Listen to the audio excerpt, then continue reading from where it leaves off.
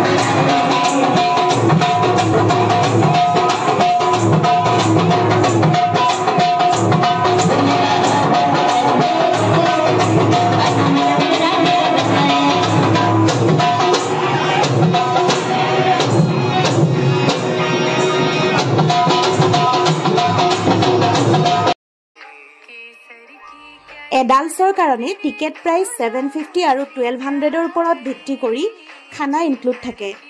দাল বাটি চুৰমাৰ পৰা আৰম্ভ কৰি বিবিধ ৰাজস্থানী ব্যঞ্জনেৰে পৰিপূৰ্ণ ৰাজস্থানী থালিখনৰ আধাও শেষ কৰিবলৈ আমাৰ নিচিনাবোৰৰ কাৰণে দিগদাৰ আছে।